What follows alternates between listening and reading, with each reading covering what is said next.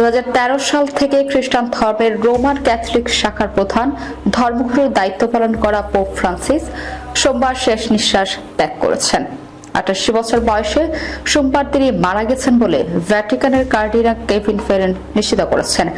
এক বিবৃতিতে ফেরেন বলেছেন, আজ সকাল 7:35 রোমের বিশপ পোপ ফ্রান্সিস স্বর্গীয় পিতার কাছে ফিরে গেছেন। তার পুরো জীবন ছিল ঈশ্বর ও চার্চের সেবায় উৎসর্গকৃত।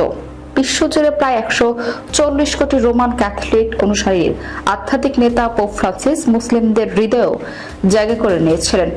বিশেষ করে গাজায় ইসরায়েলের গণহত্যা ও যুদ্ধের বিরোধিতায় সড়ক থেকে বারবার যুদ্ধবিরতির আহ্বান জানানোর জন্য তিনি মুসলিমদের কাছে সম্মানের পাত্র ছিলেন। ইসরায়েলি যে যুদ্ধে 2023 সালের অক্টোবর থেকে এখন পর্যন্ত 51,200 জনের বেশি ফিলিস্তিনি নিহত হয়েছেন, যাদের অধিকাংশই নারী ও শিশু।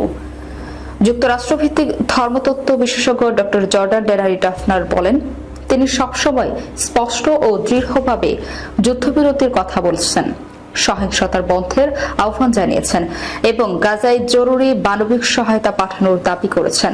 তিনি বিশ্বাস করতেন ফিলিস্তিনিদের সমান অধিকার এবং আত্মনিয়ন্ত্রণের অধিকার রয়েছে। তিনি বলেন, পোপ ছিলেন এমন এক গুরুত্বপূর্ণ নৈতিক কণ্ঠের অধিকারী, যিনি ক্যাথলিকদের স্মরণ করিয়ে দিতেন যে আমাদের ধর্মীয় বিশ্বাস ন্যায়বিচার ও শান্তির পক্ষে কাজ করার কথা বলে।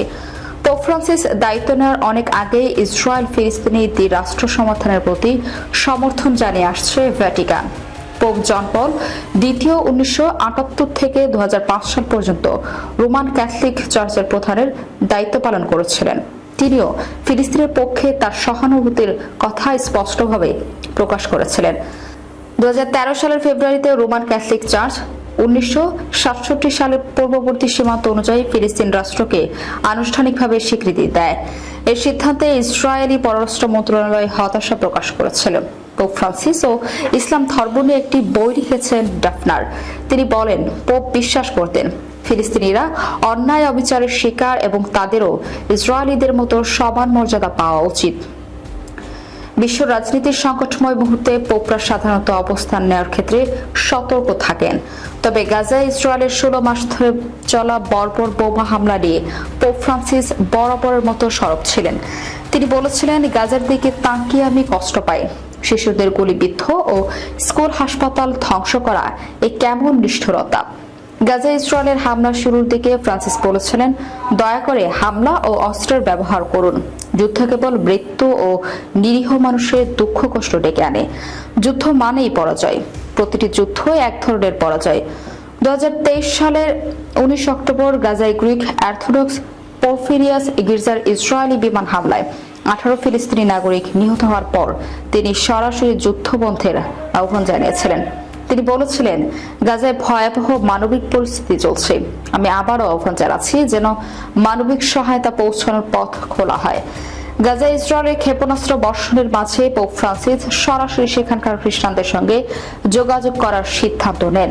তিনি গাজার একমাত্র ক্যাথলিক চার্চ হোলি ফ্যামিলিতে প্রতিদিন ফোন করে খ্রিস্টান ও ইসলাম উভয় ধর্মের মানুষের জন্য প্রার্থনা করতেন এবং সাহস যোগাতেন। হলি ফ্যামিলি চার্চের ফাদার গ্যাব্রিয়েল রুবানিলি বলেন, পানি, খাদ্য এবং ওষুধের সরবরাহ ঘাটতির মাঝেও পোপের সাহসী অবস্থান সেই সময় তাদের মানসিক শক্তি জুগিয়েছিল। এই চার্চে প্রায় 500 মানুষ আশ্রয় নিয়েছিলেন, যাদের মধ্যে ছিলেন 3 পুরোহিত, 5 নারী সন্ন্যাসী ও 58 জন শারীরিক প্রতিবন্ধী।